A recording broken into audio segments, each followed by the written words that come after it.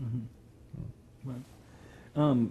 What is it like, I guess, you've seen the world change quite a bit, I think, probably over the last couple of decades, and how has that affected just yourself as a musician? I mean, something that we're always talking about now in our editorial meetings, and there's discussion online and different publications, is in like the age of Trump and in this world that we are in now, do musicians with platforms or like artists have a responsibility to speak out or say things about that? And I'm just curious, as you've seen, I mean, especially coming from your perspective in England, what has happened there in the last 2 years, you know, what, like, do you have a feeling that you should use your platform for something, or is that not something that musicians should be held accountable for? It depends how you feel as an individual. Mm-hmm.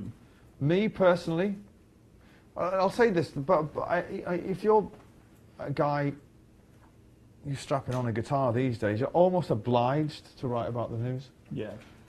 Now, that's not me. Yeah.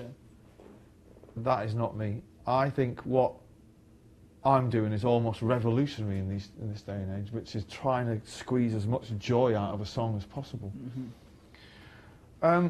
The trouble with protest songs or that kind of thing is they're usually not very good. Yeah. You know what I mean? Yeah. They're almost certainly, without fail, not very memorable. And but I guess if that's your thing, that's your thing. It's not my thing. Right. It's not my thing. Yeah. And I think too much is said. I can't speak for this country. Donald Trump doesn't affect my life. I mean, it affects the environment a little tiny bit for my kids, but Mm-hmm. the rest of it I'm not interested in. In England, the Brexit thing, it's just like, I can't believe there's so much noise about it. Yeah. You know what I mean? It's kind of like it was put to the people as a vote. The people voted. That's democracy. Mm-hmm. Fucking get over it. Mm-hmm. You know, I didn't vote because I didn't think we should have been given the vote in the first place, because Mm-hmm. as ordinary members of the public, how the fuck are you qualified to talk about the breakup of the oldest continent in the fucking world?